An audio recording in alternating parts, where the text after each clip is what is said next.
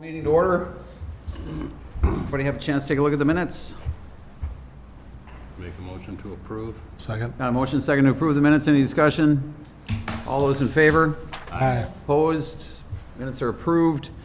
Have a public hearing on a conditional use permit, 3-year review for Canine Playtime LLC to operate a commercial dog kennel dog daycare facility at 1400 Gateway Circle. Is there anyone here that would like to comment on this? If you would, please step forward and give your name and address, please. I'm Rhonda Johnson. I live at 1352A Carriage Drive. We got one of your letters, so we're within the distance. And the dogs are very loud.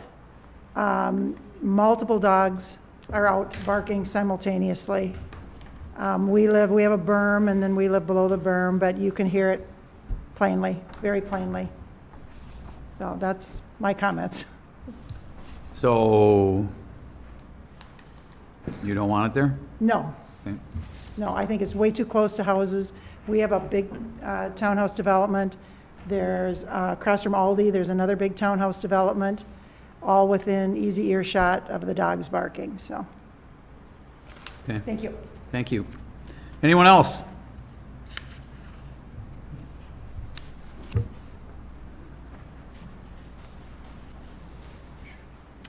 Hi, Richard Young, 1300 Carriage Drive, 1300B, and we're in the same development. First of all, I'm glad the building is being used because it was vacant for quite a while, and it's something in there is better than nothing. So I'd like to state that helps out. It is noisy. I think during the week it's not bad, but it seems to us that weekends, I don't know if they open the doors and kind of let the dogs out, but the weekends seem to be noisy. We're outside a lot, and I was grilling tonight. I didn't hear anything tonight, but weekends for us are noisy. I think something needs to be done. So that's what I have. Okay. Thank you. Anyone else? Anyone else have any comment? Anyone else have any comment? Anyone else have any comment? Move to close. Second. You got a motion and a second to close the public hearing. All those in favor? Aye. Opposed? Motion's approved. The public hearing is closed.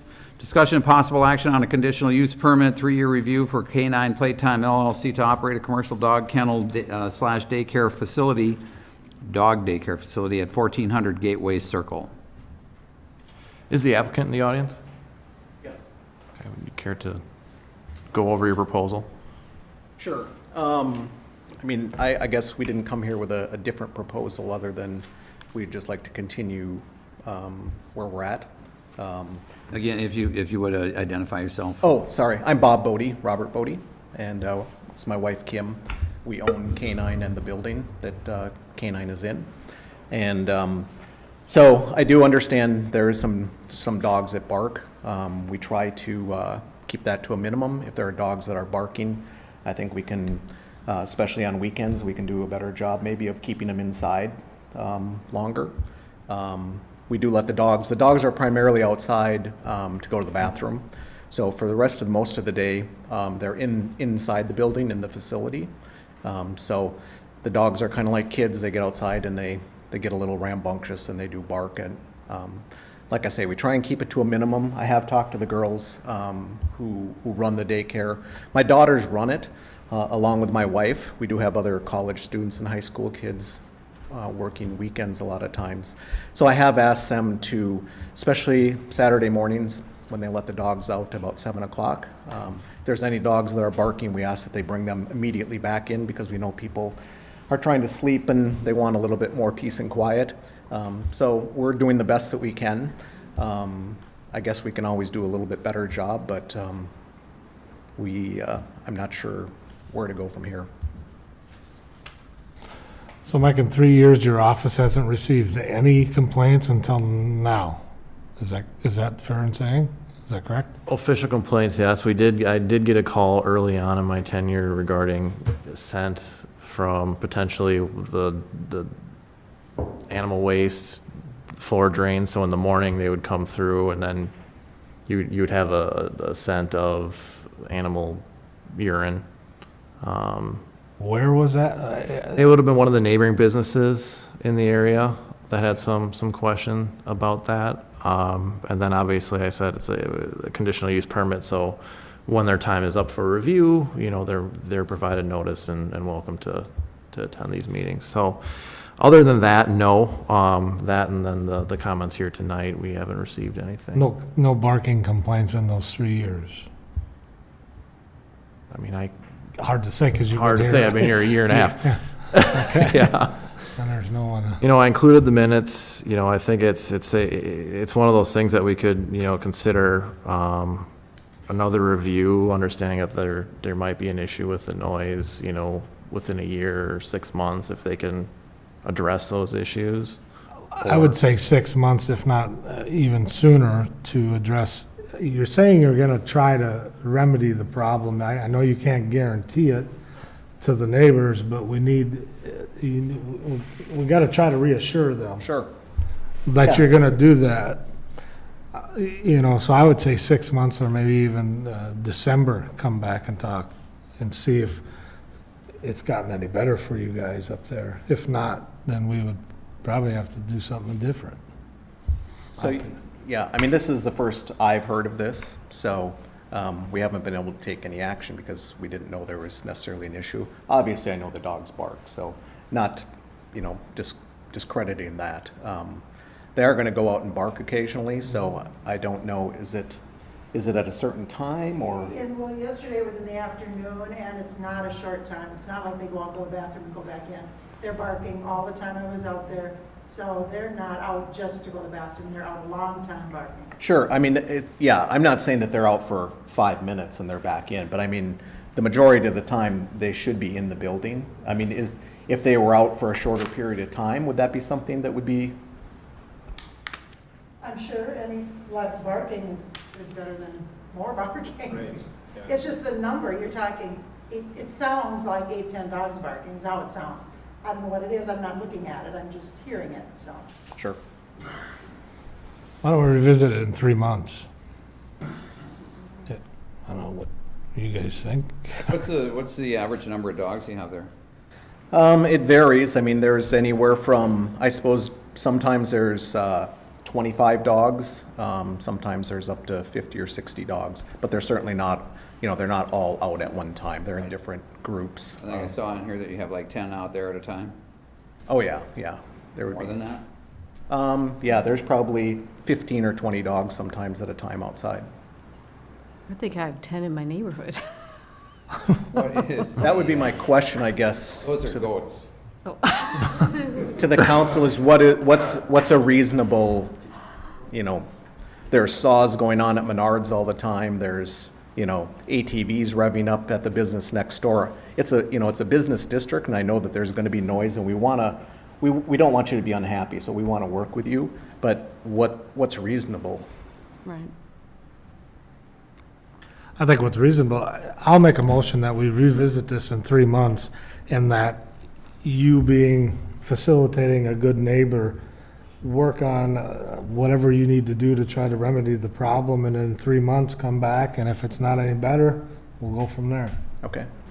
I mean, yeah, we want to work with you. We don't want you to be miserable or unhappy or mad at us. So if you would be willing to work with us, we certainly would be willing to work with you. Because like you said, if it's the first he's learned, Can't make any Give 'em a- changes if you don't know. give him a chance to make a change, so that's my motion. Is there a second? Got a motion, a second. Any further discussion? All those in favor? Aye. Opposed? Motion's approved. Thanks, So we'll everybody. receive letters again then before the next, Yep, it'll be another public hearing. okay. Thank you. Thank you. Discussion and possible action on a conditional use permit, 3-year, did we do that? Yep.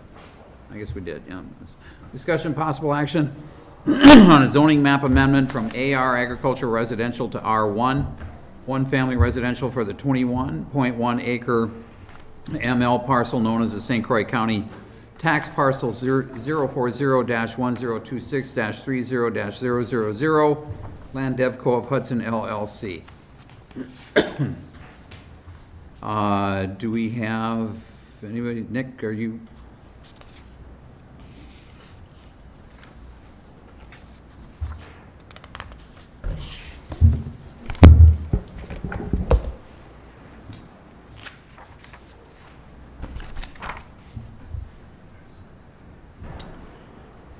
Thank you, Mr. Mayor. My name is Nick Vivian. I represent the developer, Land Devco. I also have here with me Dick Morris tonight. And I'd like for Dick to talk a little bit about this development. You see on your agenda that you have 3 different action items for consideration. The parcel that was annexed into the city and which is now zoned Ag Res is set for consideration of additional uses, all housing related. And we've really taken the 3 separate parts of the parcel in different components, considering a single family component, a multifamily component, and then a higher density component. So what I thought I would do before we get into each of those individual requests is have Dick give you an explanation or an idea as to the concept behind the development itself, which will hopefully explain and lead into discussion on the 3 different components that we're requesting tonight. Good evening. I have a strained voice tonight, so I'll try to be brief. But this is a residential community. It's presently rural farm use. We are hoping and we're proposing to convert it to a residential use. There would be 25 executive home lots, 1 acre and larger. There would be 81 townhome units, and then there would be multifamily units, 5 acres, which would be upwards to 150 units. And we believe, or our vision is that I'm from Minnesota, but have been involved in several land divisions here in western Wisconsin, coming from Eau Claire up this way. We see the Hudson community as a growing, beautiful little community that has a significant need for more residential housing, and this piece of property is right in the line of development. There's a lot going on in the area where there's going to be a need for more housing, and our vision is to try to fill that gap and satisfy that need. So that's what brings us here, and is what we're trying to do.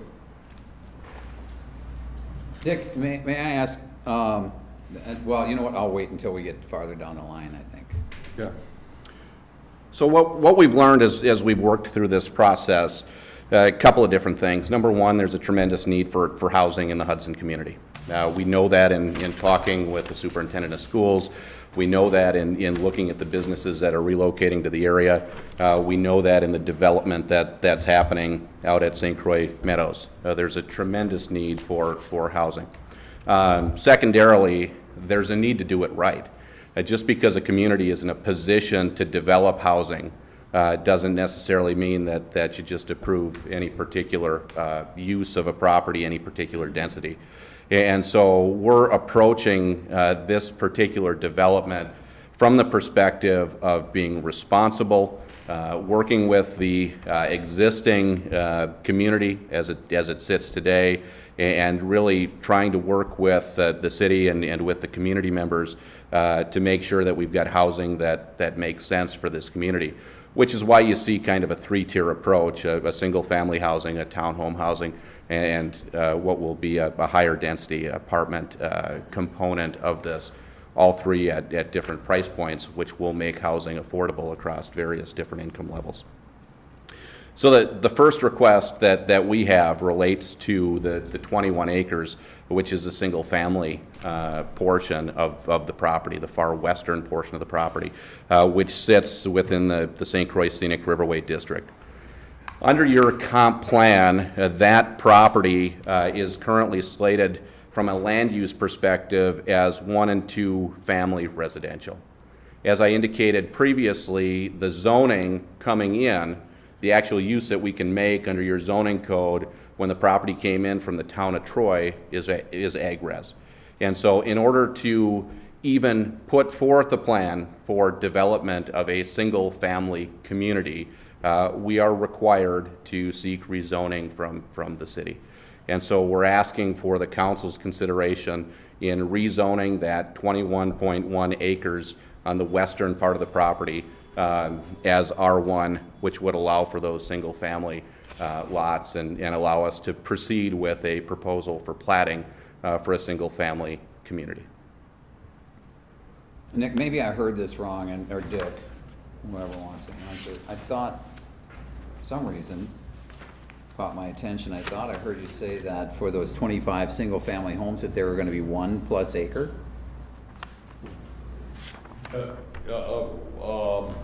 Well, in approximately 1 acre size. I mean, it's going to be less than that. Yeah, You know, so 21 acres.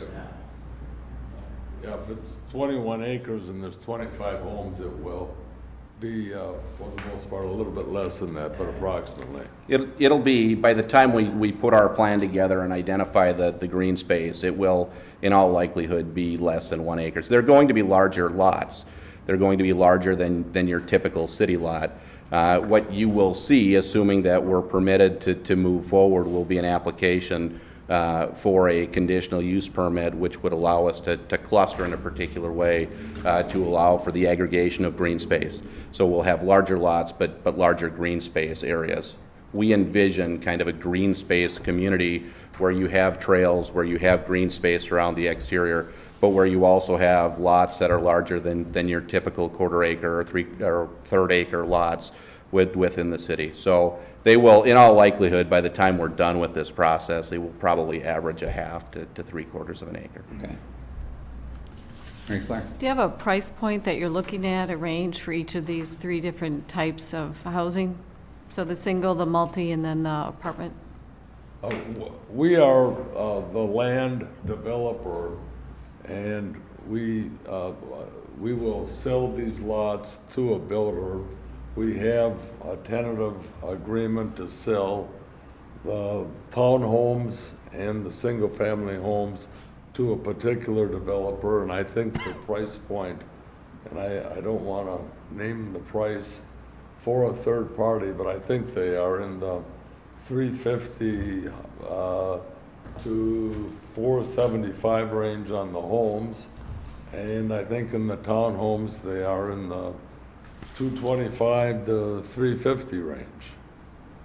Again, that is my understanding, and I don't want to set the price for a third party.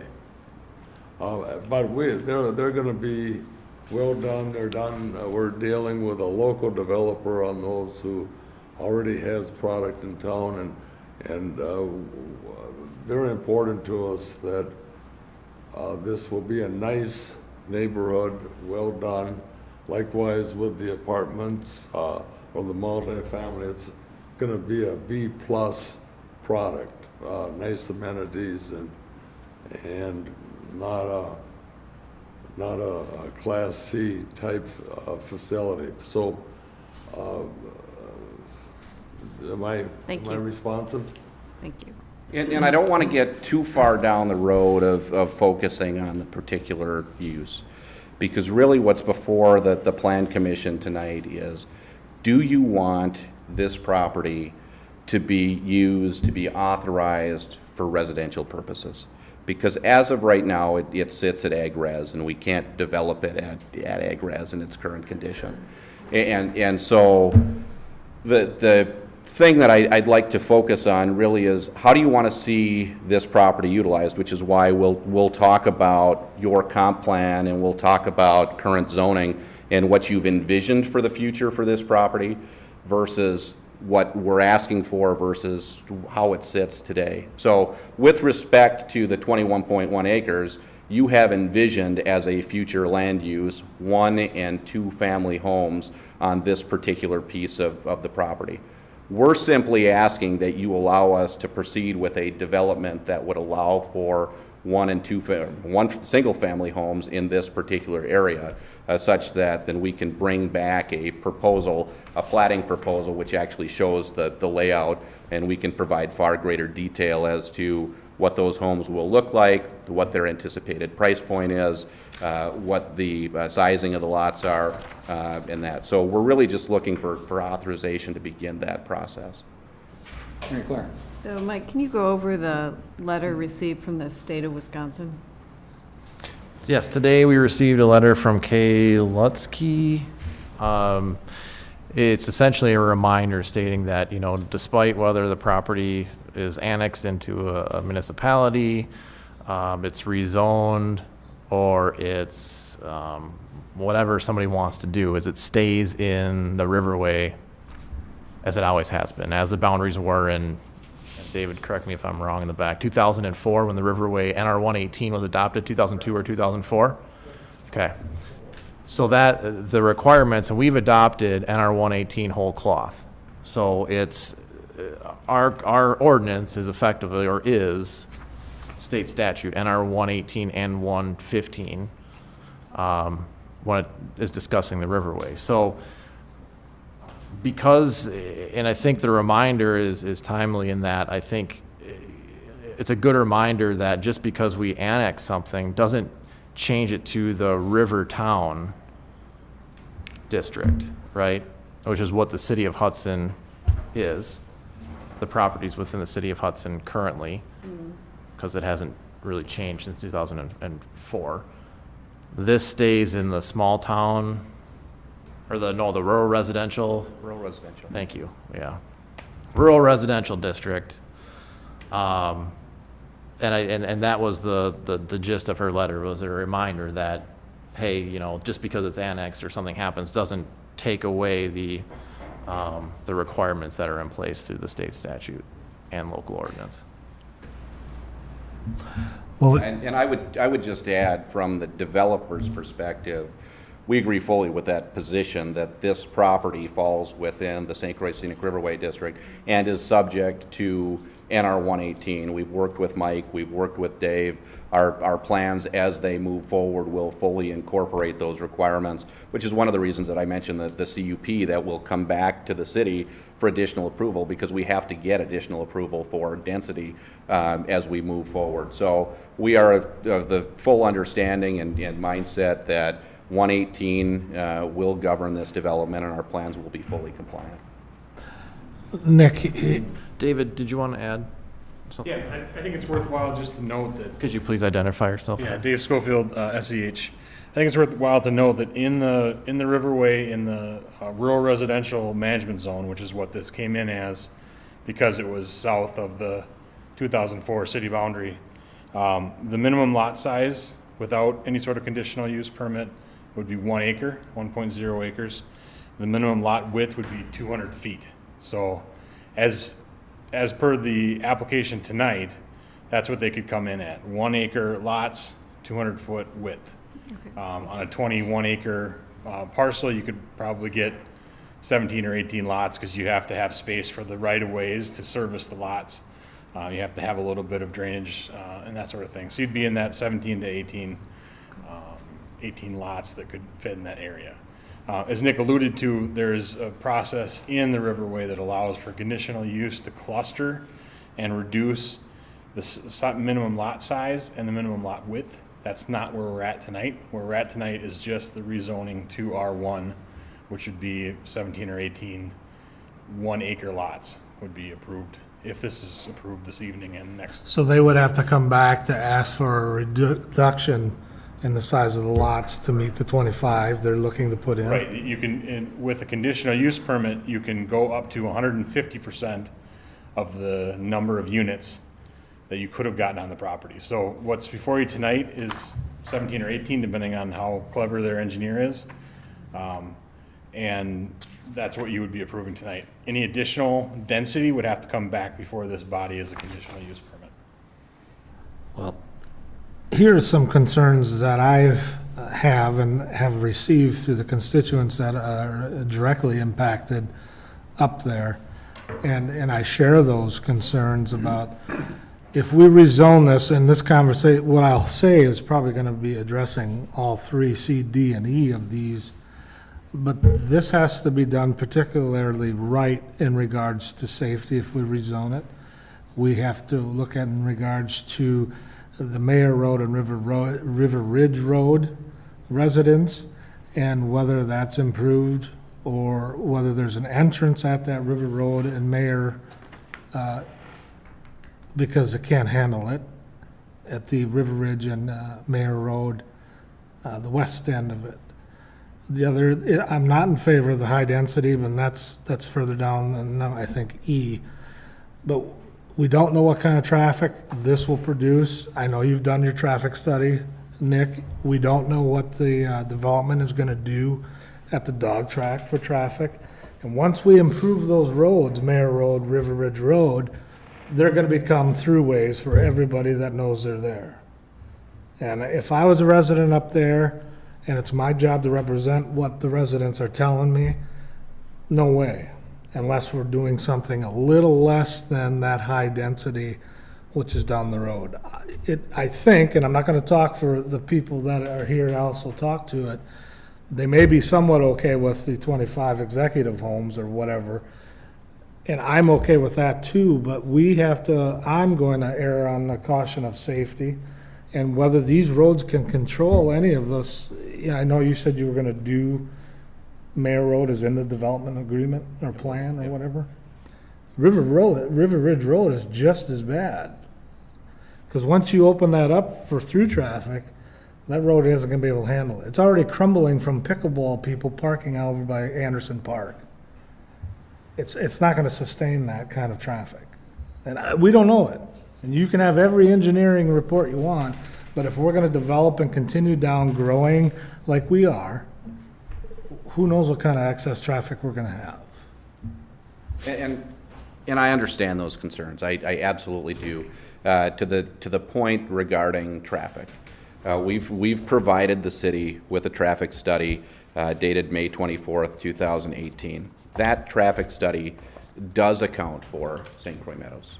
It does account for Carmichael Ridge, and it accounts for additional prospective development in the Carmichael corridor. And what it effectively says is that in 2019, a year from now, there are no recommended improvements to the Mayor Carmichael interchange. There are some minor recommended improvements with signage and whatnot to those other arterials which empty on to Mayor.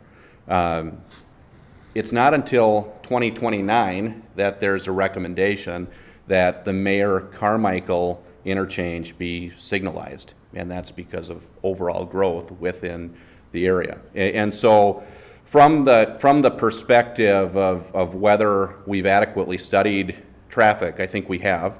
I think the city at large has reason to be concerned about the interchange with the interstate. But as you get south of the interstate, as you get farther south from the interstate, that traffic decreases, which is exactly what our study shows. Well, I will tell you though, interjecting from our last plan commission, which you were also at representing a different developer company, I requested that we look at possible roundabouts up there as that development proceeds. So, and there was a lot of good feedback that I heard from on doing so with that. So you can, I get the studies. I've been here long enough. The studies are the studies. You can't. If you got a crystal ball, great. Tell me what's going to happen. We'll do it that way. But we don't. It's a guess. And I understand that, and I appreciate that position.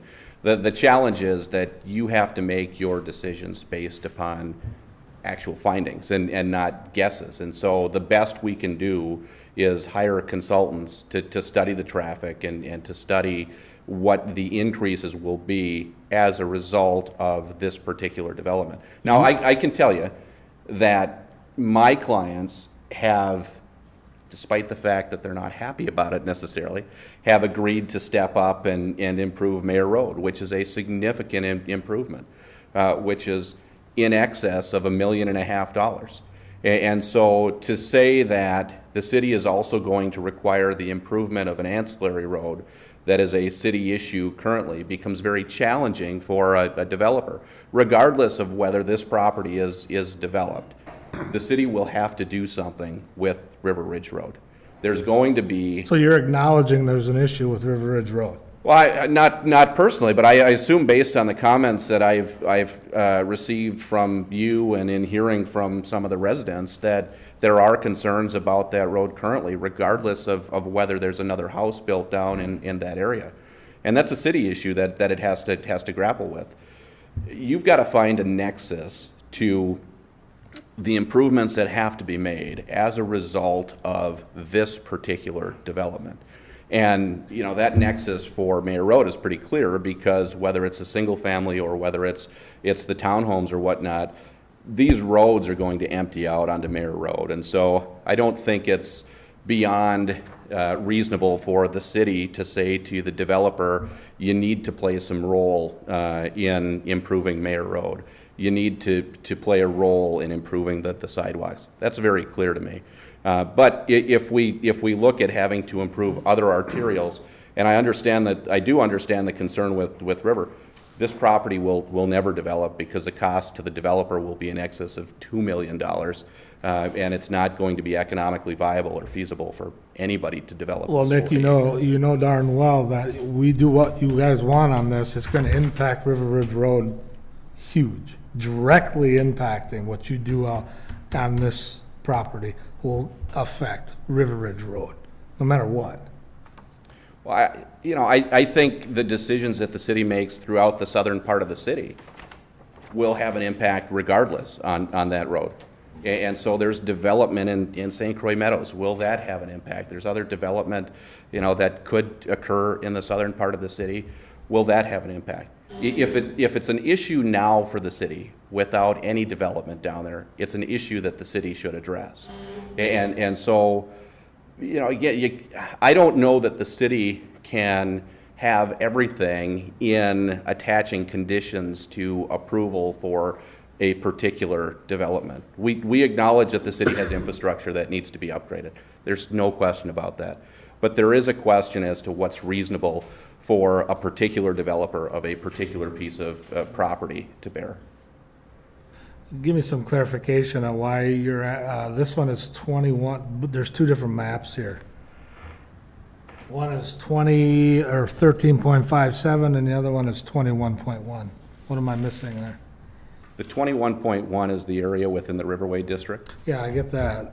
So are you, but these maps are not that way. The 13.7 is part of that's where we would propose the townhomes to be located, and then the remaining 5.54 is where we would propose the apartment.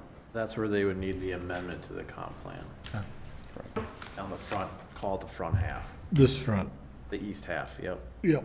So there's no amendment to the comprehensive plan required for the single family, because the comprehensive plan currently contemplates that particular use.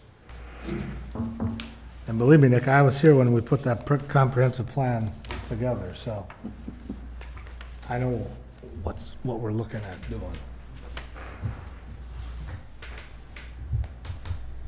And you're still a young man. Don't feel like it. Thank you, though. I'm happy to speak to the other two if the council would prefer, or if the No, we're gonna take them one at a time, unless you guys want to do, No, one at a time, please. okay, any further questions? Any further discussion? What? Yeah. Anybody in the audience want to have anything to say about this particular item? Item C, Yeah. Yeah. very good. Doug?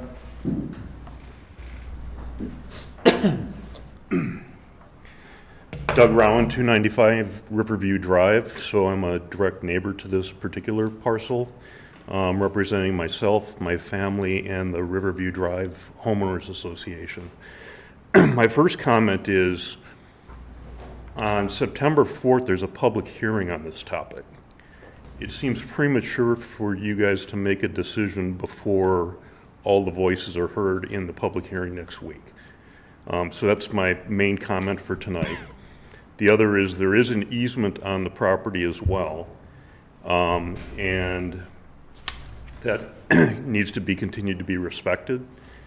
How you put 25 or 26 houses on 1 acre lots in a 21 acre parcel, to me again seems problematic, and that's the only concept that's really been presented by the developers. And so I am concerned about the density in this particular parcel. And I'm glad that the Riverway NR 118 guidelines will be respected, but it doesn't seem to be respected in the concepts that the developer is putting together.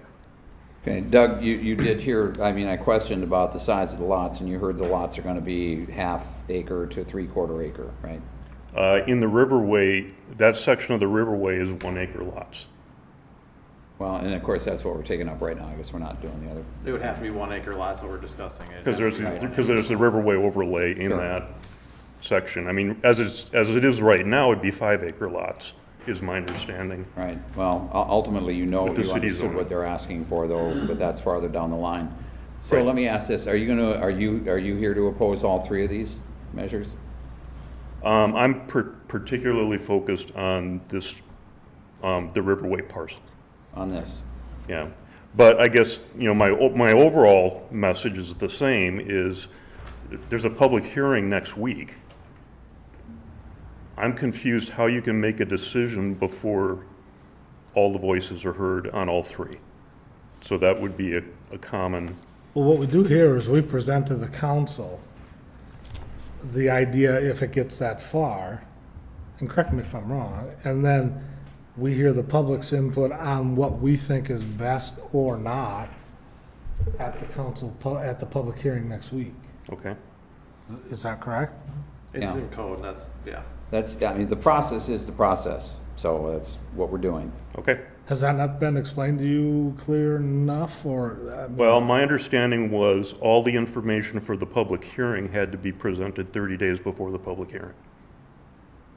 Has that been? To the DNR, yeah, absolutely, and the other agencies that we have to notify, yes. Okay.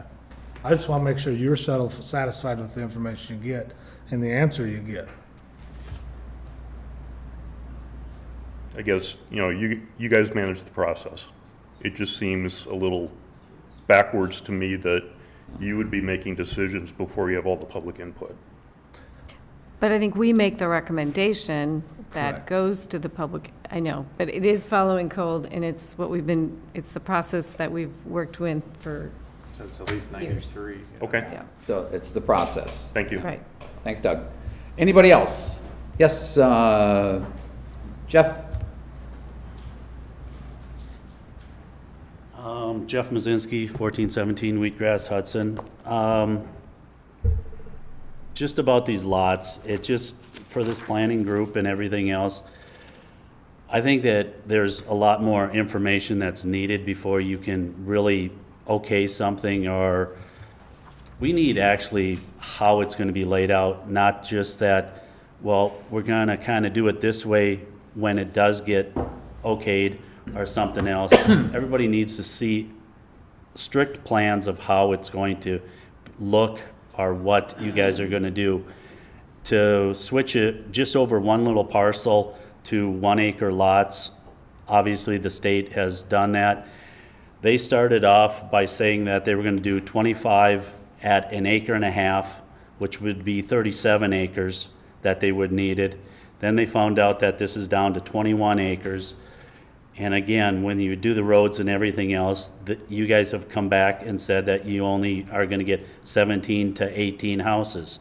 Well, this has been just 20 minutes, and we've got like 3 different ways that we're going to do this. If you guys are gonna okay something, I think we need plans of how it's gonna be laid out, how the houses are, what caliber of houses that are gonna be put on here, are what they're anticipating on putting on here. You just can't just say, hey, yeah, let's try to do this acre and see what the development plans are. And then when we get the plans of how it's gonna lay out, then we're gonna discuss it. I think we need to discuss and have everything up front first. About the 30-day one, I guess I was here for June and July, and I thought everything had to be presented to you guys, not just the DNR. We had to get everything back so that we could see when we step up to September 4th or this meeting, how things were going to be put together and placed. And I guess the last thing was the first thing. You guys say that this land is going into Hudson. It's already a done deal? It's been annexed. Okay, and I just needed clarification on that, and I have no problem with that. I just like to say, before you guys do plan, I'd like to see a lot more diagrams of what's going on and what's happening, obviously, to see if they're also gonna be putting in parks. No matter what kind of housing that you're gonna be putting in there, we're going to have family homes. Obviously, the kids are not gonna be bused to the elementary school across a highway because they're gonna be so close. We're gonna do roundabouts, it's not gonna work. We need stoplights and everything else so that the kids can make it across. Yes, there is an under road for the YMCA, but the question is, whose land is it gonna be going on to get underneath and everything else? So I believe also the traffic stuff, we have to look at a lot more because obviously they're gonna be going to school at the elementary school. So we have to figure out how they're gonna get across a highway that's 45 miles an hour, even with roundabouts. You know, the way that things are going. The plans you guys just said were traffic for 2029. Did they look at, like I say, families and elementary kids? High school kids will be able to, move traffic a lot better than kindergarten through 4th grade and even 5th grade. So please consider that, and I hope that you wait till you get more information before you acknowledge this. Thanks for your time. Thanks, Jeff. Anybody else? Yes, sir.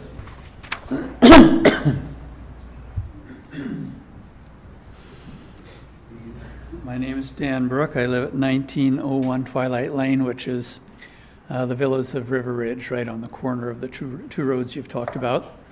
I'm just going to relate to you what I've related to you before a few weeks ago, namely that that maybe where the city of Hudson ought to take a little break, sort of have a moratorium on this land for a while, and decide how much growth you want as a city, how big you want the city to become, what kind of a city you want it to end up being, not for us, but for our children and our grandchildren. Because much of this that will take place in the end affects us minimally, but will affect those who come after us extensively. I recommended before that you consider putting the whole space into a green space as a kind of a buffer to growth any further to the south, partly because of the Y, the school, and all the growth that's going on the east side of Carmichael.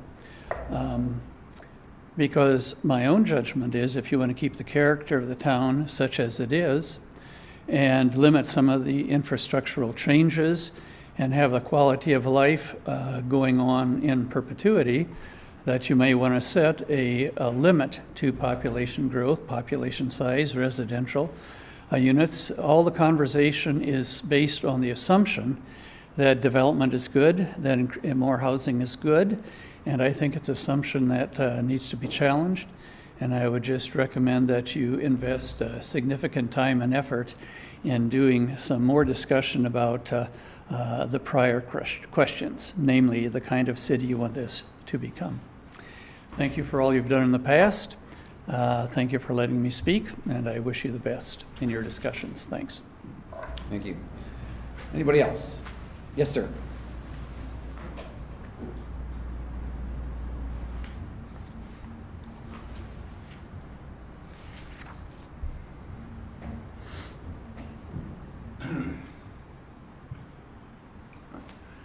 Hello, I'm Michael Stone. I live at 1428 Wheatgrass. I lived in Minneapolis most of my life. About 15 years ago, I moved here. I found the place on Wheatgrass that had the beautiful farm across the street. The reason I moved was I heard almost a textbook explanation in the place I was living that lawyer Vivian and the other men here just gave you about development in an area. They decided on a development, and as the last guy just said, no, the guy before, they exceeded the plans that were made. They did not, they agreed to a certain amount of plans, and the plans were too flexible, and it really drove me out. The density got way too high, so I moved over here. And now I'm getting it again, and this is just a rudimentary layman's look at things, but I see it happening all over again. And if there are plans for anything like that, I definitely would enjoy enforcement of the, as Jeff said, the strict layout that's going to happen. And so nothing could maybe change during the development of this, and a moratorium certainly sounds like a good idea, and I think everybody would agree to it because this is rather new. We haven't done it before, at least we haven't, I'm sure you have. And it is right by a school, right by a river. There's a lot of things here that need to be taken care of or taken into account. And I'll be back next week and hear the thing, but thanks for letting me talk. Thank you. Anybody else? Excuse me. Anybody else?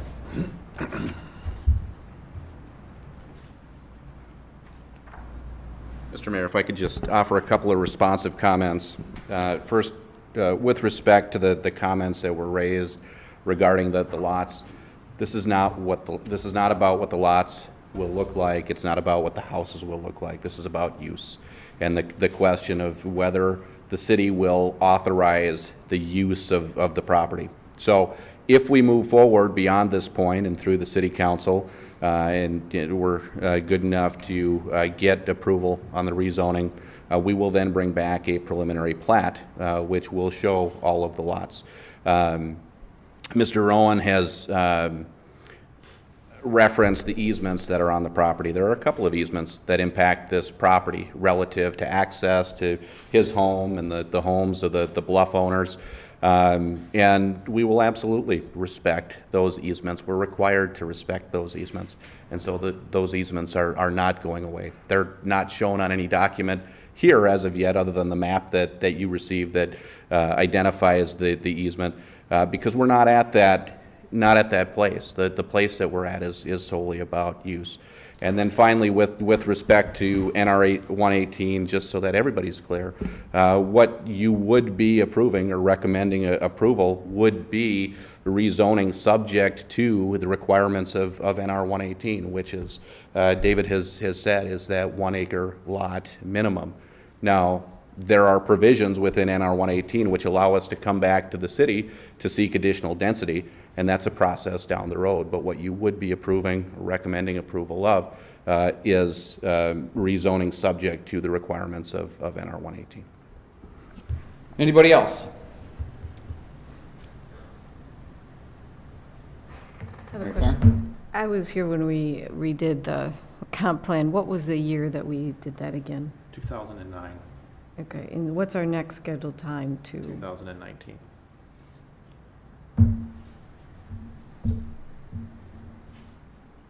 Anything else? Well, the big question is we can't offer what you're suggesting to see a platted map, because that's not what's in front of us. What's in front of us is zoning it to allow them to move forward to present that platted map. if that makes sense. Yeah, I guess then my part on that would be, you guys don't want to do that. Basically, if you do approve this, then it cannot be agriculture land, because you guys are switching over. Again, maybe we could table this, and if you guys are willing to keep this as agriculture land, maybe we can find a few investors to maybe have that as a Christmas tree farm and see if we can have the trees donated to the YMCA, and the city would have, you know, space also for wildlife and, you know, nature. So there's a lot of different things that maybe we could do. But again, once you guys transfer this land out of agriculture, then, you know, we'd have to, or somebody else would have to get it back into the system. So without seeing which way you guys want to do, how do we do this? Yes, sir. Randy Horning, 1861 Twilight Lane, Villas of River Ridge. I just have a couple questions. One, is there a need, or has there been done a DNR impact statement of this development close to the scenic river area? Right now, the drainage from our development, and I think the Sweetgrass and development, I think it flows under Meyer into that farm field and probably drains down to the river. So, and the other thing, I just wonder if you guys make this residential 1 property, do you open yourselves up to any type of lawsuit or anything if you keep denying development plans on it or for it? I mean, do you have to always have a legitimate reason to say, no, we're not going to allow this? So does just initially saying this is going to be RD1 open you to any type of you know, lawsuit or approach by a developer saying, well, you can't deny this because it's RD1? Whereas if you leave it agricultural, are you better protected against that? So those are just my questions. Thank you. Well, DNR, then you had some input from them, right? On their letter? Yeah. Yeah, I mean, we know it's a fact, it's not debatable that this is regulated by NR 118. It is, it has to be. Is this the issue where they had no comment? No, they had the letter, I know on NR1, but I thought, okay, we see a lot here. It was again, it's a reminder that, hey, no matter what you do or don't do, that property's still bound by the same rules. So, you know, I think it's right that, you know, we're talking about, the reality is R1 gets you 1 acre lots. You know, moving ahead, if that were to happen and there's a conditional use permit application, then you're looking at, you know, the provision in NR 118, and David, you're going to have to walk me through it, but I've familiarized myself with it enough. But the intent of the cluster is to preserve open space and... Yeah, and again, we're not there tonight, but the intent of the cluster is to preserve open space so that you have lots that are clustered in one area, then there's a larger open space or a larger green space that's retained around the perimeter of the property. That does allow, I mean, there's multiple impacts of that. You have a shorter road, so you have less roadway, that sort of thing. But I think as far as what's in front of you tonight, it's just the 1 acre, 200-foot lot width under NR 118.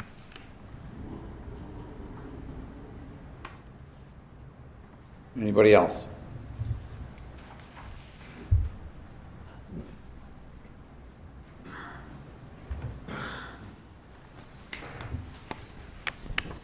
I guess the one thing that that I heard that kind of resonates is what do we want our city to look like?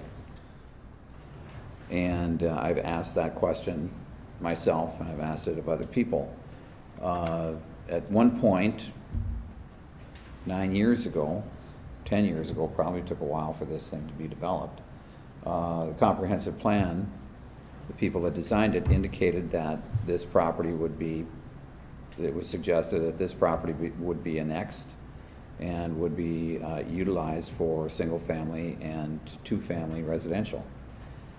So to that extent, this is just proceeding with the recommendations that were made back in 2009 for the comprehensive plan, and what the people that, and I wasn't around for that, but the people that envisioned that, what that space would be utilized for.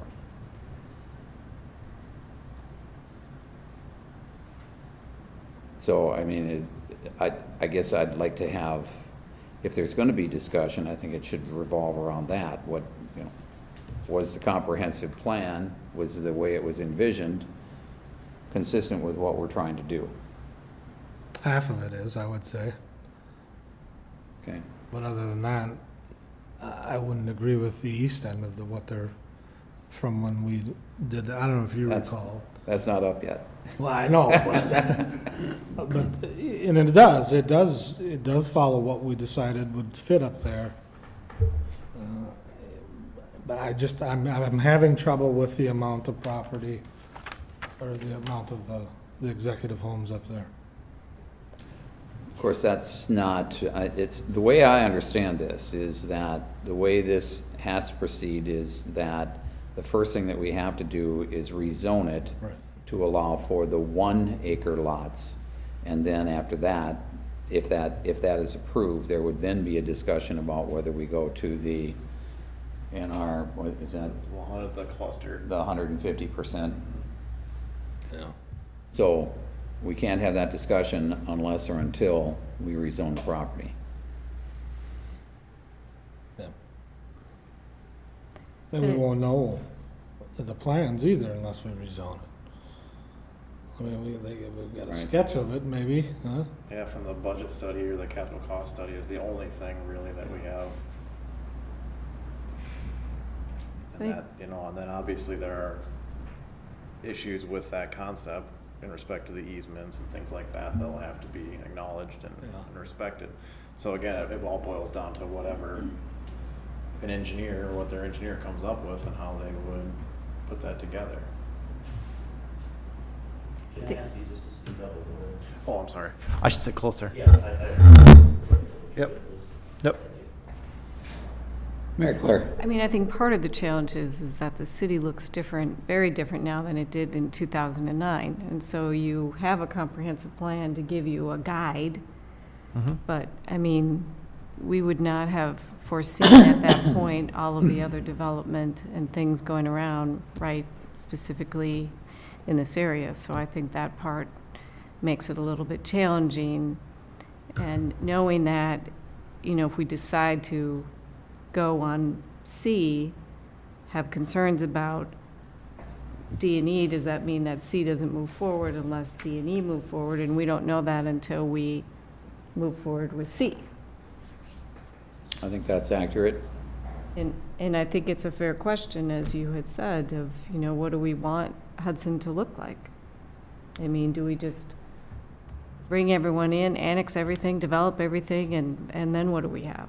I mean, part of my question in asking the price point, which is ahead of the game, I understand that. But I mean, if you talk about affordable housing, for some people, $475,000 is not affordable housing and meeting the needs that people have. And I'm just saying that as a separate issue, and I know we're not at that point yet, but. Well, to extrapolate, we've got other parcels of land that are under consideration in the future for annexation that are also laid out in the comprehensive plan. Right. And I don't know exactly how much is being done that, or has been done, that wasn't envisioned in the comprehensive plan. Obviously, our boundaries have stayed pretty similar. Dog track, of course, is something completely different. Right. But in 2009, I guess I didn't look at that closely, I'm sure they envisioned something different going there because it was closed. Yes, but I don't, we didn't have an idea or Yeah. a thought process. We just wanted some, we were hopeful that something would change up there. All right, anybody else? Is there a motion? On C specifically. On C specifically. Is there a motion? No motion. So then we move on. Is there any point in moving on to D and E? There's no motion on C. Is there more information where, I guess procedurally, where does the commission want us to go? Yeah, it's a good question, but we can't move any further without changing the zoning to find out what goes next. We're not getting there without a motion. When we discussed this before, when it was brought to us before, I thought the question came up at the time, and I realize it has to be done in steps, but I thought at the time, part of the conversation had to do with you can't develop that property without all three. Well, to make the economic numbers work, Right. yes. I don't think that's our issue though, or that's not the commission's issue. I think I'd say that's right. And- Our issue is determine if each item is appropriate Talking about use and density. And individually. Is how we're looking at it, I guess.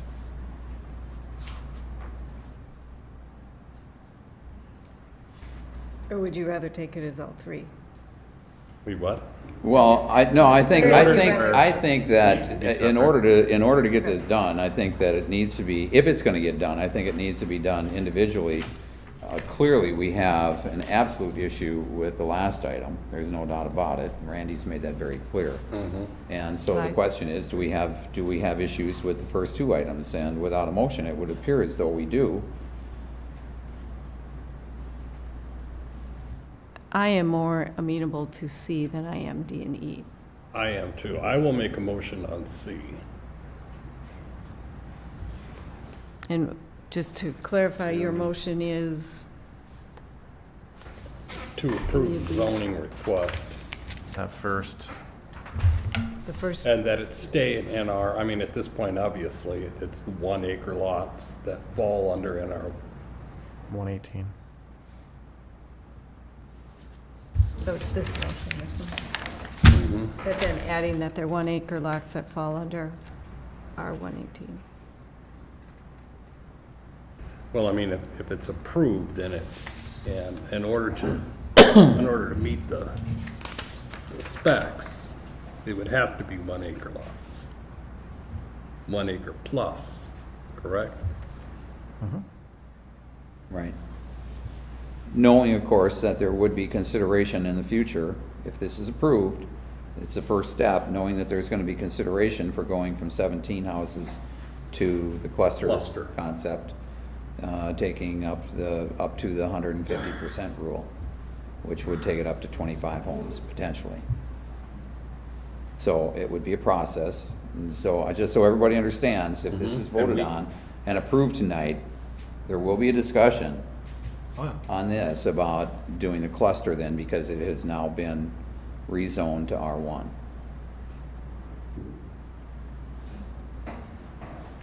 And it is not an absolute that if we change it to the zoning, we can't not go back. We can. Correct? Well, and you got the council to deal with yet too, right? Right. So, No, I know, there's the procedure to go through, but right. if for some reason it all fell apart and that tree farmer came around, They could we can try go to back to rezone agricultural the one. acres, yeah, yep, We could try to rezone it or back. conservation.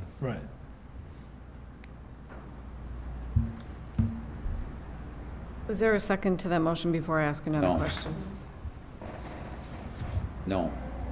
Are you going to second it? You are? It sounds like you are.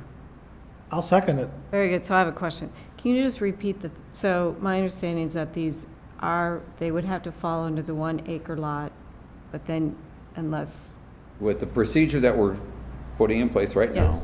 now, R1 would be 1 acre lots, right, has to be, because it's in the riverway. yes. If, and it sounds like they want to, they would come back and apply for a conditional use permit. And then this body, along with the council, would have to decide whether that would be an appropriate thing to do. Something that would have to be defined as reasonable and measurable to grant or deny that CUP for the cluster allowance provided for in NR 118. Again, a 30-day notice has to be provided to DNR, the county. But that doesn't necessarily mean it'll get approved if No. we do No, the we have to come rezoning. back for a CUP. There's nothing that, And then we also have the whole plating discussion and all of that. Okay. All right. Yes, Do you allow public comments before you? absolutely. Last thing I want is to be accused of not allowing enough testimony on this. Are you going to offer to buy the land and plant trees? No, but I will offer, I've lived here 22 years. So when I moved here, we lived across from where the high school is, High Point. And all the land beyond St. Pat's was open land, so the growth has been dramatic. Again, I'm glad you're having a struggle trying to make a decision on this, because I think the amount of growth in the future is critical to the kind of community this continues to be. This conversation is short-term. You've only been into it 30, 40 days or something. The ideas of pulling together some investors to use that land in a manner that is more conducive to the environment, both in the general sense and in the community sense, I think is really worth considering, giving somebody time to maybe list alternative plans and ways to accomplish something of a different productive nature on that property. And my encouragement would just be for you to vote this motion down and put another one up that would offer some time to members of the community to work together to see if alternative uses for that land could be developed. So I'm grateful for the hard thoughts you're putting into this, the concern you share with the rest of us about the nature of this community. And I would encourage you to take the risk of spending a little more time and a little more thought before a decision is made on the use of that land. Thank you. Just one observation is that land had been for sale for how long? A long, long time. And there was nobody that came forward to do anything with it except for the developer that has now got the proposal before us. So that land had been available for a long time. The YMCA certainly knew it was available for a long time. The YMCA certainly knew that, I would suspect that they knew that the comprehensive plan called for housing to go in there. And so while I understand the request and respect it, you may want to hear from the developer, the person that bought the land, to see what he has to say about reaching out to other people to come in and buy it. No, I understand that. By profession, I'm a sociologist, and I understand how these things work on a cultural level. Until they become personalized, people tend not to be radicalized enough to stand up and question these things. So I think it's fairly normal for people to sort of be like lemmings, follow along until something comes up that actually addresses their own personal concerns. And I think it's at the point now where it has gotten to where individuals, especially who live immediate to that neighborhood, have see themselves as personally affected, and seeing where the city is going forward with it, and now have a proper motivation probably to stand up and work together to accomplish something differently. So again, thank you very much. Thanks.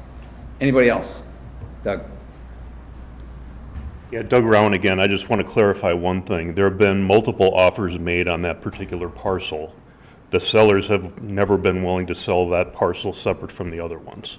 And so that's been the challenge in developing it for other purposes, the Riverway part specifically.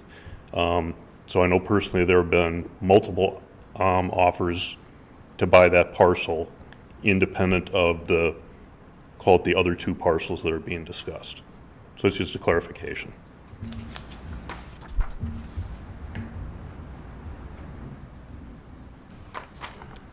Sum up? The prevailing theme of the comments seems to be, what could somebody else do with the property?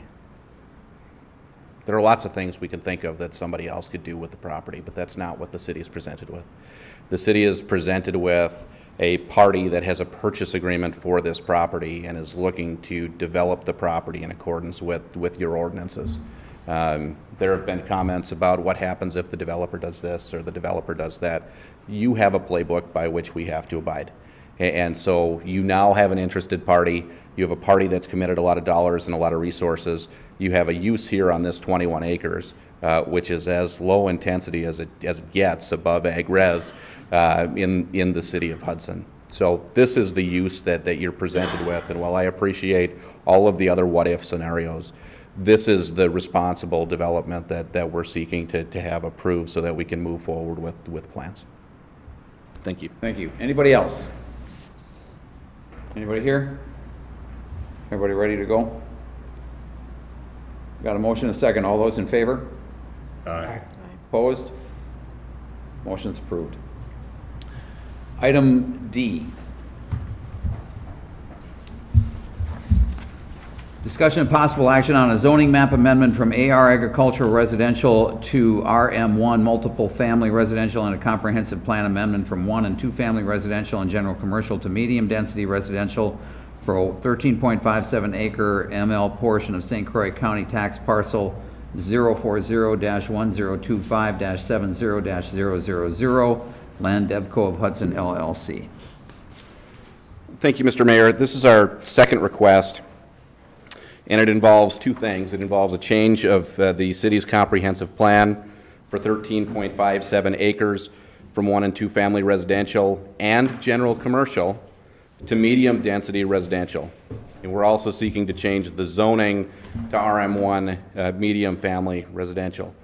Now, I note that you have two different classifications from a land use planning perspective in your comp plan. There is commercial identified as a future plan.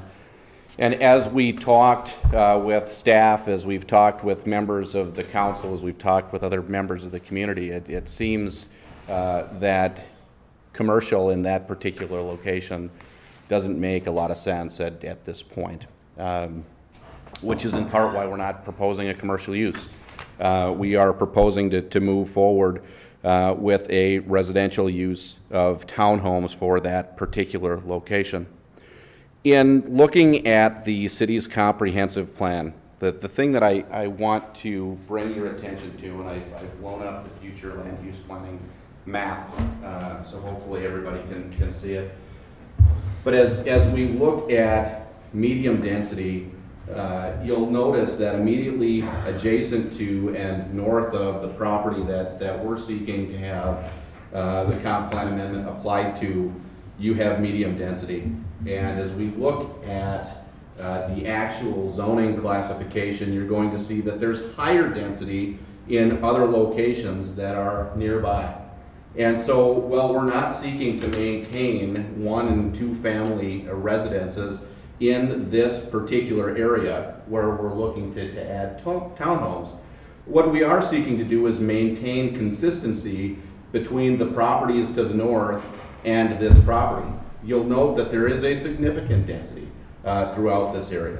And so from that perspective, we're asking the council to consider maintaining what we truly believe to be consistency with its comprehensive plan in approving the amendment to, I keep saying council, the plan commission, in recommending the approval of the amendment to the comprehensive plan itself.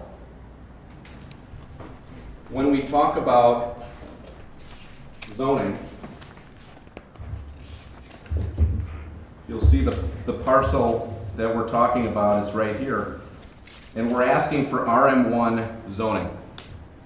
Immediately to the north, we have RM1 zoning. Immediately to the north on this side, RM1 zoning. You have significantly more density here in this area.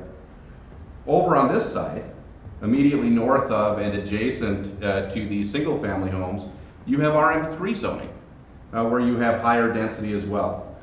And so when we ask for the Plan Commission's consideration in adopting a comp plan amendment and in adopting zoning classifications that make sense, that are consistent, that are logical, we're not asking for anything that is inconsistent with the overall layout of this area. Now, sure, we're going to get some objections from the folks who live on the bluff, who live in these beautiful single-family homes in the township. But when you look at your city zoning, your city zoning is absolutely consistent with the request that we're making. Now, I understand all of the concerns that were raised as we talked about the single-family component. And I understand traffic, and I understand safety, and we understand a desire not to have as many homes as anybody might like. But the reality is, you have to look at the character of that particular component of the community, and the character of that particular component of the community is a little higher density, a little higher in terms of multifamily. And so we're not asking you to approve on this 13.57 acres something that is wildly different than what's currently in place in the southern part of the city's boundary. Again, I reference back to the traffic study. You know, there's I think a concept that if we add townhomes, we're going to add a significant amount of concern with respect to traffic. Our study simply doesn't bear that out.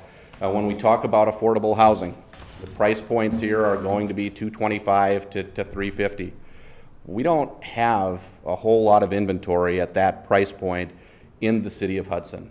And so as Mayo relocates to the city of Hudson, as other businesses come into the dog track, the question has to be asked, where are we going to put those folks? The single family piece of this only will have 17 to 25 homes in it. That inventory will be gone immediately. And so the question, as you think about what do you want the city of Hudson to look like, this is going to be nice, it's going to be well-planned, it's going to be well-designed, and it's going to have a density which we certainly think makes sense. And we can talk about, and we will talk about, the apartment piece in a second, and we can talk about why that's a component of this and how it fits the city's need. But think about the need for middle to upper end townhomes at this point and where that inventory lies, where those teachers buy and live, where those professionals buy and live who can't afford that $350,000 or $400,000 home. That's really what we're shooting for here, and it's why we have a middle-priced option that consists of townhomes that can serve those families and keep them in the city of Hudson. Thank you.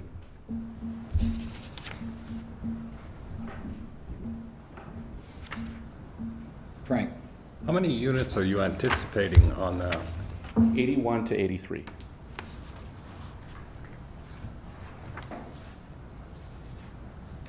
How much parking? No. Strictly townhomes, condos, what did you say before? Townhome ownership, multiplexes, You say multiplexes, what do you mean, 2 flats? row home, yeah. Twin homes? Did you say twin homes or quad homes? Twins and some quads, depending on, again, it depends on the builder's plan. You know, currently we're seeing 2s, 3s, 4s, but it's a matter of what's approved by the council or the Plan Commission and the council as we move forward. I'm sorry, you said 80 units? 81 to 83. 81 to 83, potentially 2 cars per unit. I mean, that just speaks to the roads and the traffic and the safety, the other issues that we'd already talked about for the previous one.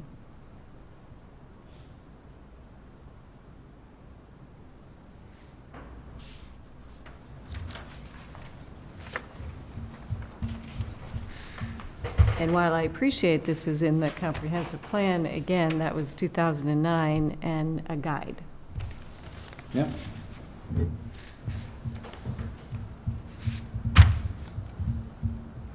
It wasn't in the comp plan. It was commercial up front and Right. single and two family. Well, I'm sure we didn't really. If you look at single and two family, so say it was the same,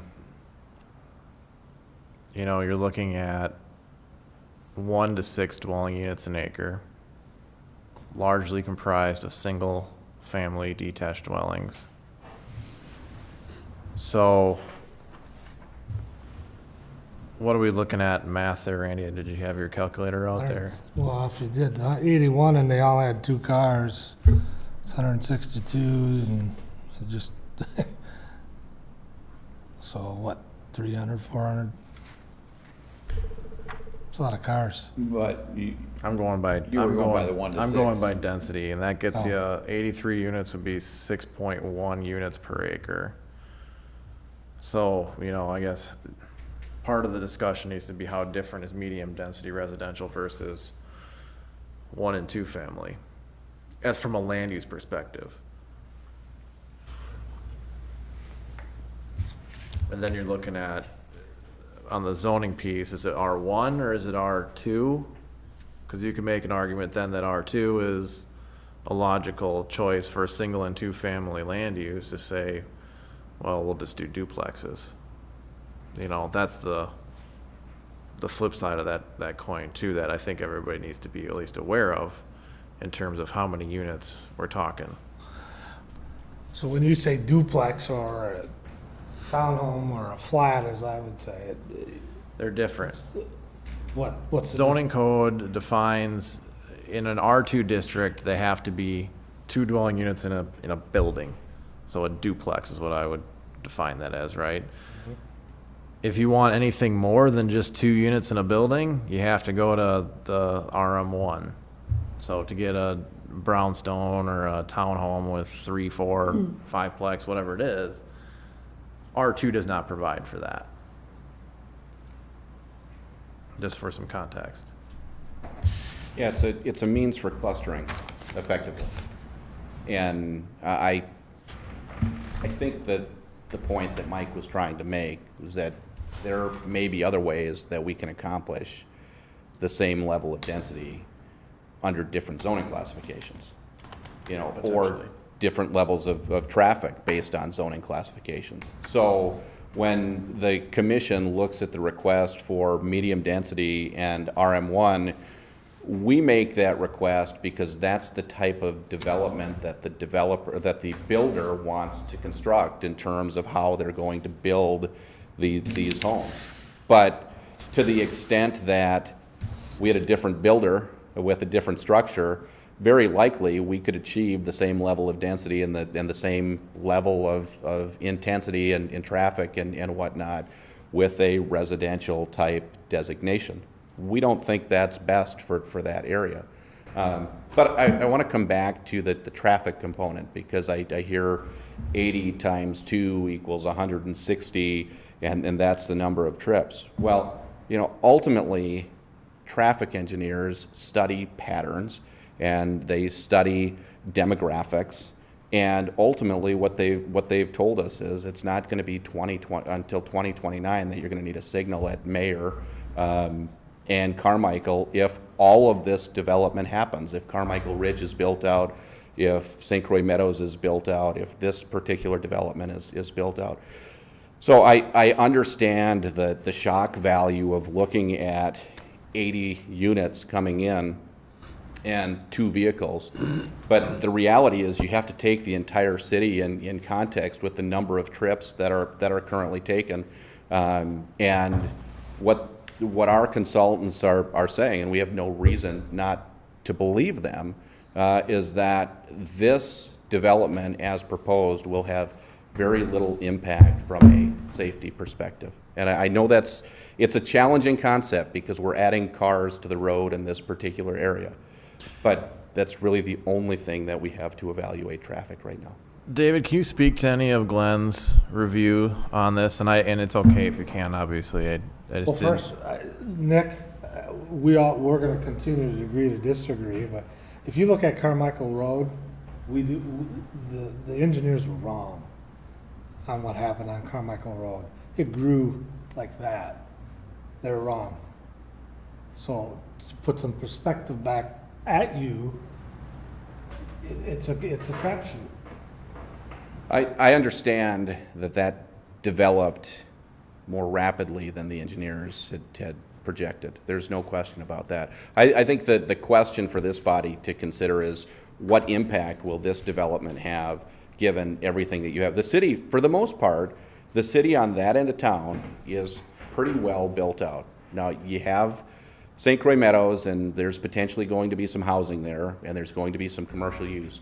But from a residential perspective, the city is not moving much farther. So it's certainly not moving farther south on the riverside beyond this property. Right, well, there's no more land for us to grab. And that's my point. I mean, engineers could have foreseen additional development within the corporate jurisdiction of the city back in the day, but apparently didn't or had a different formulaic. Well, I'm not asking you to defend it, I just want to make that point. No, and my point is simply that we're pretty well tied to where we're going to end up, with the exception of this development and maybe a couple of others that are farther east. And if I'm hearing is that, you know, in having grown up here too and seeing the transformation, I think a lot of the concern, and correct me if I'm wrong, is not to exacerbate and have happen what has happened. Correct.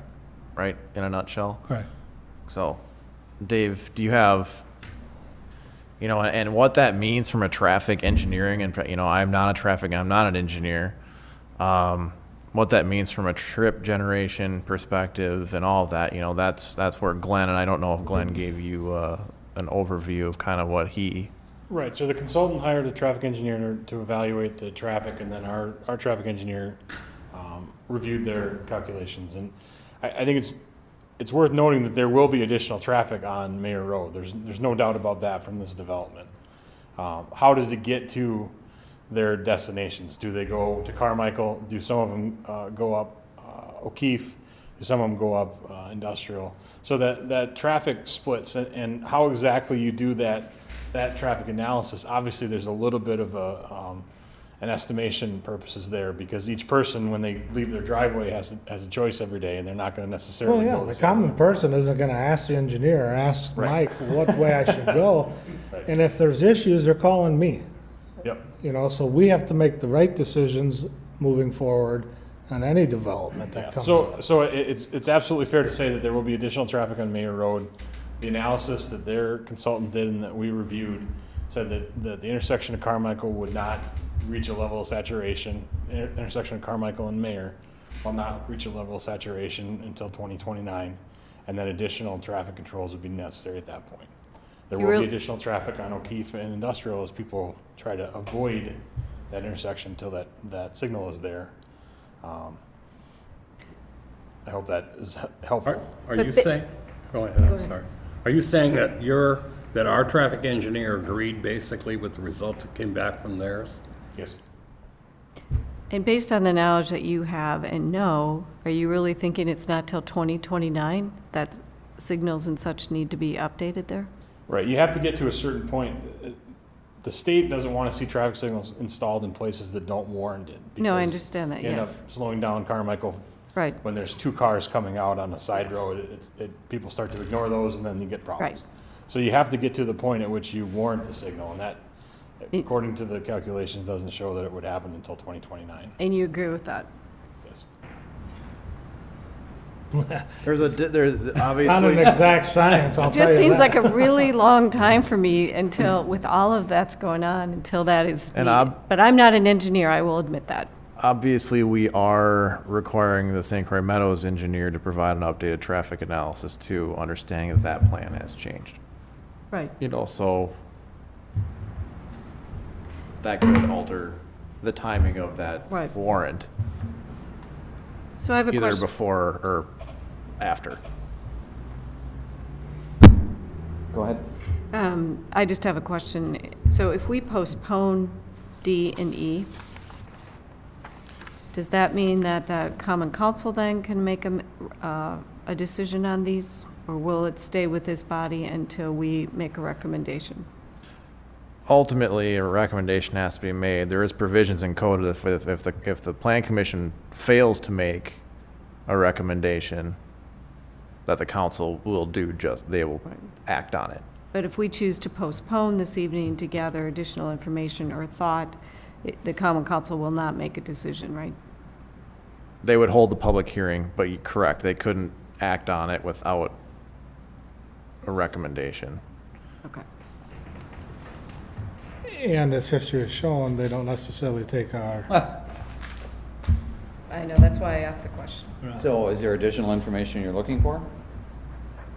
I just wanted to know what the options were at this point. and I'm not sure it would be in our best interest to push it to council. It's to us to make these decisions, get a little more experience at this, making these types of decisions in this body. Agreed, that's why I was asking if we just postpone, that means that we will make a recommendation at another meeting and the common council will not make a decision. Yeah, because we can just have for discussion purpose only on council agenda, no action. The plan commission needs to forward its report within 60 days after that initial application. How long has it been? The amended application for this one,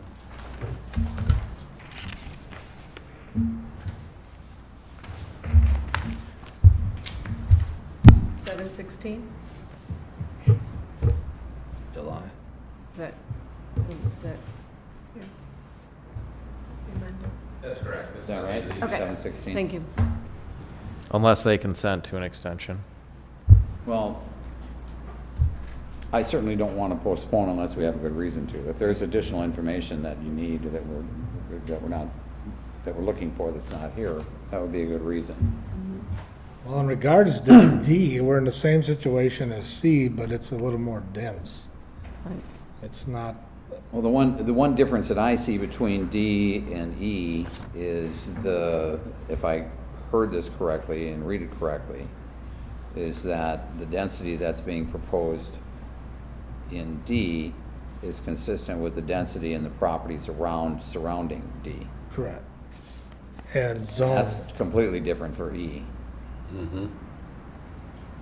Well, except that, that's right, except that we're still required to comply with the RM1 requirements for apartments.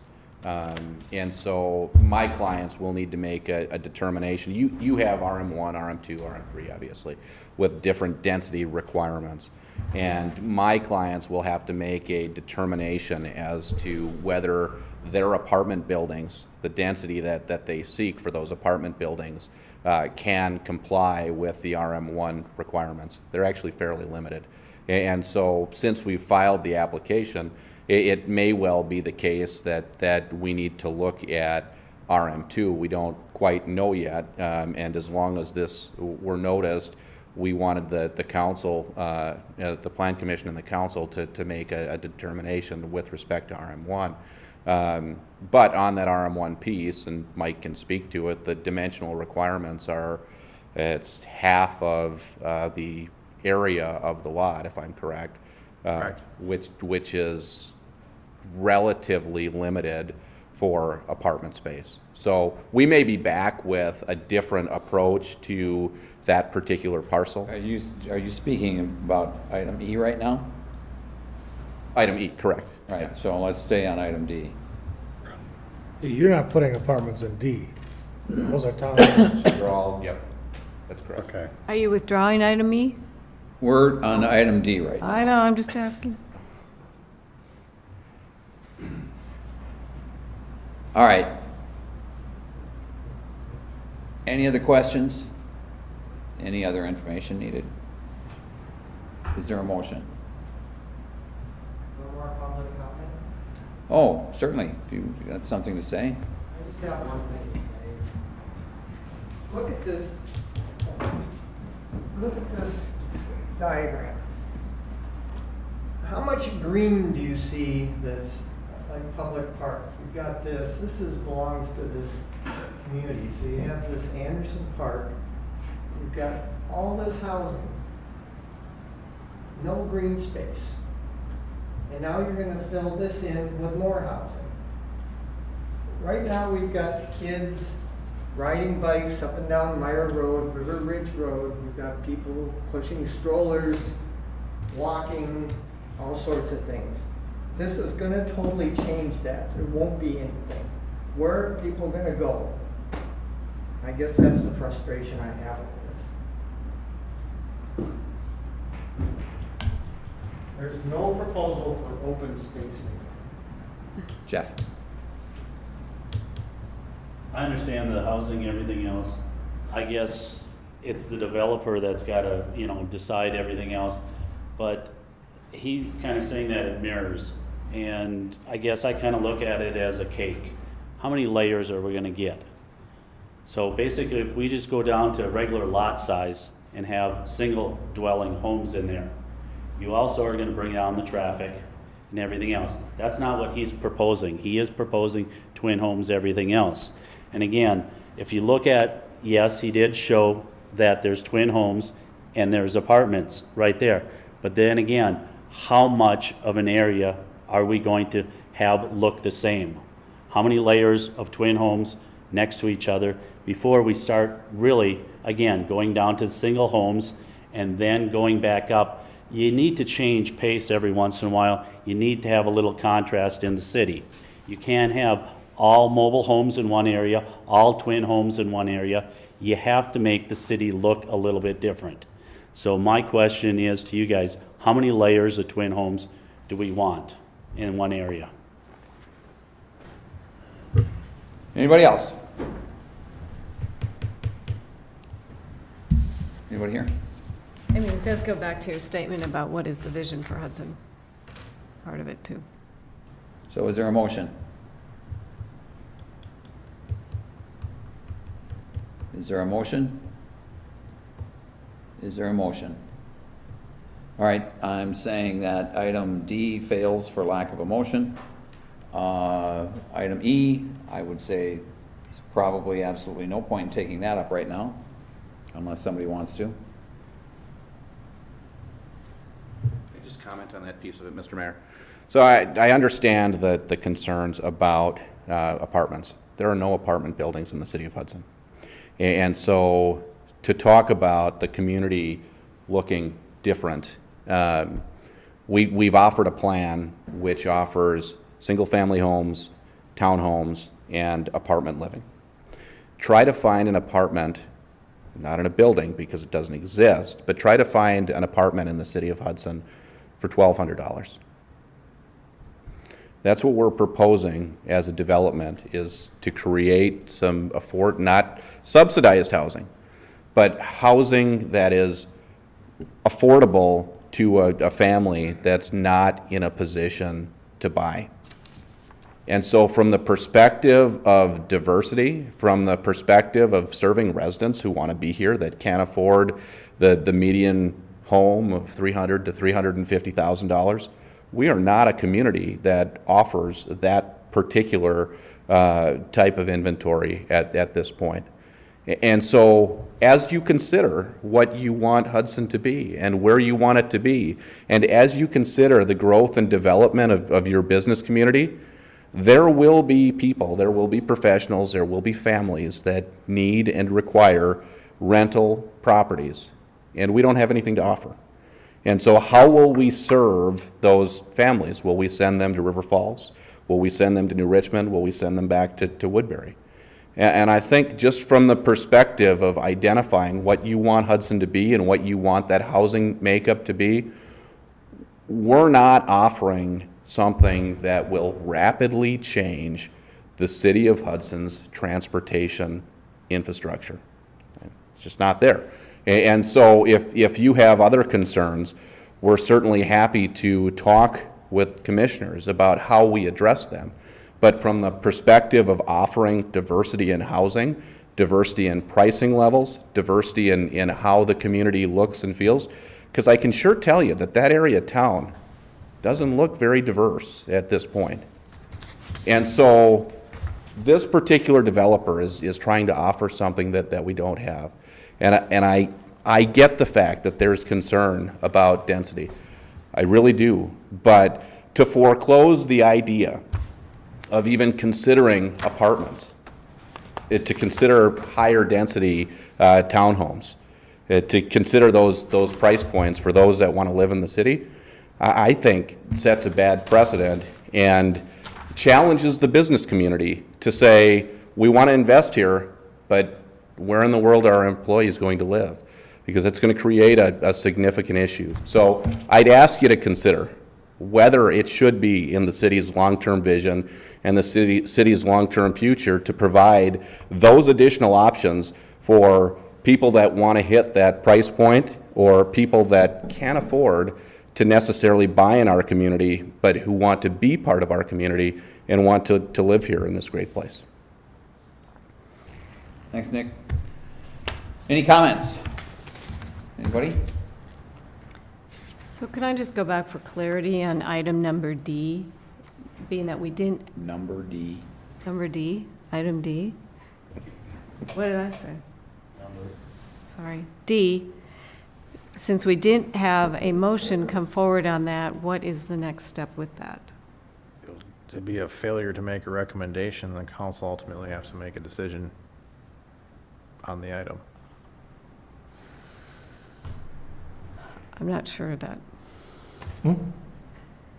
Is that the route we want to go? I don't know that we do. I'm sorry? I agree, I don't know that we do. I guess I would. Go ahead. Go ahead.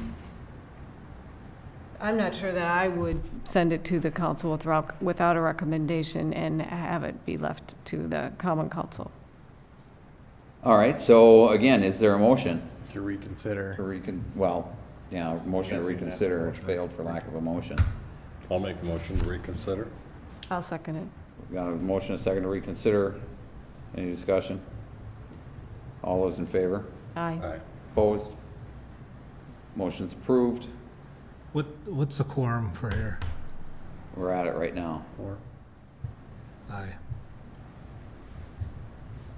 Because you're included in the voting then? Yes, Yes. for quorum, yeah. Yes, okay. And you can make a motion then too, right? Look at her pushing on. Just asking the question. I guess technically I can, For as clarity. chair of these committees, I've never done that. No, I'm just asking for clarity. Thank you. I'm not trying to put you on the spot. I was just Sure. asking. Okay, so let's go back to D. Based on Go the ahead. based on property uses around it, I actually would make a motion that we approve it. That we approve? D? Item D. Item D. Is there a second? I'll second it for discussion purposes. All right, so we have a motion and a second. It's open to discussion. What are your hesitations? In addition to the ones we've discussed. Do you have any new hesitations?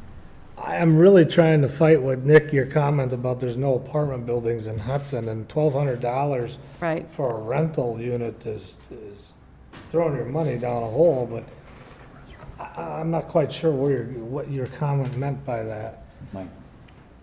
Besides you're working for your client to make sure we vote the right way for you, it's almost an insult, to be honest with you. It's not an insult, it's absolutely not. I've had a number of people who are looking for housing in Hudson, our employees, who want to live here, who can't find apartments. And $1,200 for an apartment, that's a lot. I know it's a lot. I absolutely know it's a lot, and there is literally zero rental housing And so You mean, from. excuse me, just for clarity, Talking available. Apartments or? Available, yeah. Available, so Apartments. my understanding from your statement was that there are no apartments in Hudson, was what your statement was. I just want, for clarity, you're saying there's no availability in current apartments. Well, two things. There are no apartment complexes. Yeah, there are. Not, You've got all of Aspen, you've got all those apartments up there. and Cooley Road? There are apartments everywhere. well, and I may stand corrected, but in terms of what's available and what's available at a reasonable rent, I mean, there is extremely limited availability. 1,200 is not reasonable for rental. Are you talking E or D? We're talking D. We're talking D. This is E. He was asking about Oh, apartments. because your comment when we were, before we. No, Sure, but- E in terms of the townhomes are not going to be rentals. The townhomes are going to be purchases with the purchase price of $225 to $350 or so, from what I understand. So, but my comment on the other was definitely not intended to be an insult whatsoever. It's intended to say that there's just no rental availability in this community. All right, let's get back to D. Okay. That's what I thought we were, but. No rentals in D. All right, so we have a motion and a second. Any further discussion? I will just reiterate my concerns with it, which was safety of the roads and the density, so. I mean, I echo that also. I am struggling with, in terms of how to move forward, and can we impact and the next step of discussion about those issues along with green space also. And I agree, because this is just for the zoning. Right. We will still have the opportunity to go through the development plan, et cetera, et cetera. Right. So an opportunity for us to revisit those three key issues, Including a green space. including the green space. So I'm adding that in that. Correct. Correct me if I'm wrong, Apparently I should right? use the restroom more often if we're going No, I'm sorry, you're adding, I'm just, go ahead. the zoning would not, you wouldn't include that into this. No, but I'm saying that we have an opportunity, if the zoning moves forward, that when the development plans come forward, to have discussion about yes. safety, density, green space, parking, all of those things, correct? Yes. Okay. And it does not mean we're approving this whole development. Correct. So there's still steps to move forward. I feel much more comfortable if we bring a motion forward to the Common Council, however. So I would make that motion for item D. What, we've already got a Made it, motion you and a seconded second. it. Right, and I think I seconded it. Thank you. I'm Yes, you sorry, did.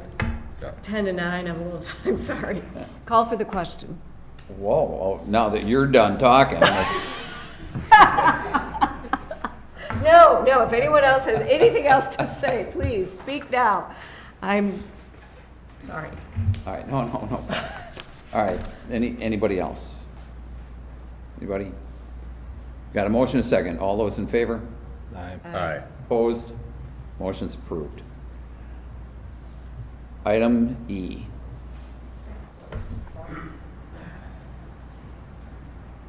I'm not interested in supporting item E at all. At this point.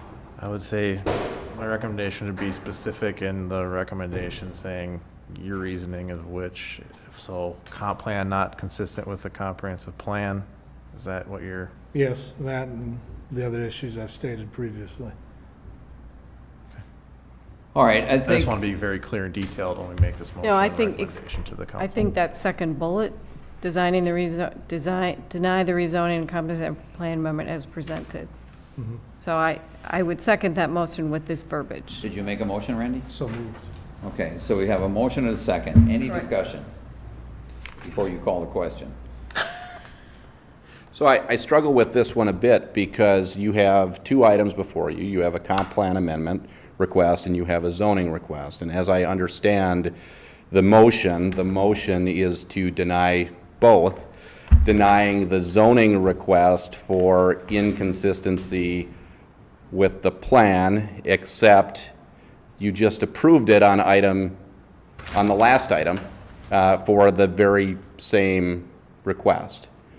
And so, I understand that the concern related to moving from a comp plan perspective from one and two family to high density, which is what we've requested on the comp plan amendment. But the zoning request is also the same. So I find some inconsistency in the action that the commission is planning to take, given its immediately prior action. I think the issue is it's specific to high-density residential versus medium-density residential in the comp plan. Right? Yes.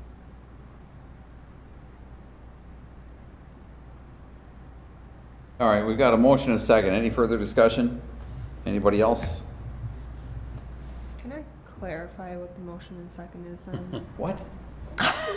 I'm taking minutes. It was to deny, wasn't it? Deny Yes. both I, the zoning and Based the on- comprehensive plan. On Yep. density. Got it? you don't find that the change is warranted based on the future land use Correct. plan, yes. Okay. Bullet 2 on their consideration. Everybody good? All those in favor? Aye. Opposed? Motion's approved. Denied? The motion of denial is approved. How's that? I would make a recommendation that, given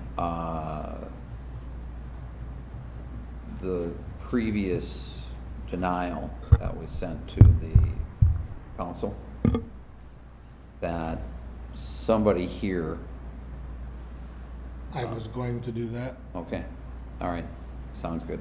to bring back that rezoning request on Cooley Road. Oh, no, I wasn't gonna suggest that we bring that back. No, I was gonna suggest that because that last denial went to the council really without a lot of explanation, Yeah. that this denial somehow, somewhere come with a little bit more, a lot more. This is a whole discussion, what happened here.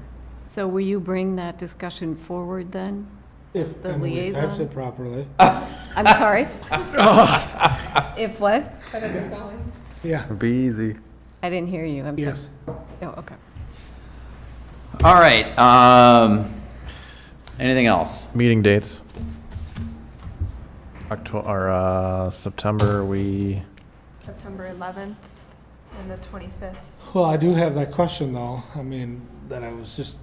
that I wanted to bring up, whether there was a reconsideration for the Cooley Road, that the action was taken. no, ultimately, it would all go back to council. They can't reconsider anyways.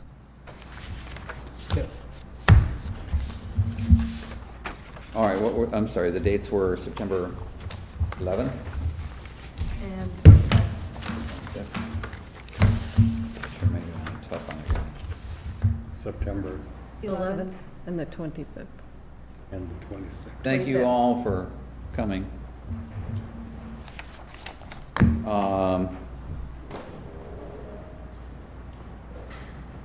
Does that look good? September 11th? Mm-hmm. Oh, he was asking us to check in. Just sitting here. 25th, okay. We back on our Tuesday schedules then? Mm-hmm. Tuesdays. What's Tuesday today? 1 or 2 months? One or Yeah. 2 a month now? 2 a month usually, yeah. We have quite a few things. We'll be, at least a couple, I know we have a few things in queue.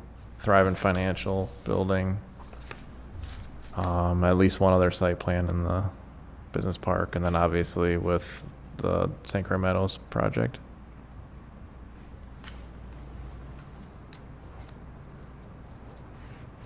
And I'm taking some time off in October, so. What? No, then she takes over, right? Mm-hmm. The one who really makes the decision. You're in good hands. Both of them. She still knows her stuff. She's right out of college, right? You know, more or less. Yeah. See? You get a lot of good experience in discussions like tonight. It's, Chime in. good stuff. All right, anything else? Future agendas? there a motion? I'll make a motion. Second. Motion and second to adjourn. All those in favor? Aye. Opposed? Motion's approved. We stand adjourned. Thank you, everybody, Thank you. for being here.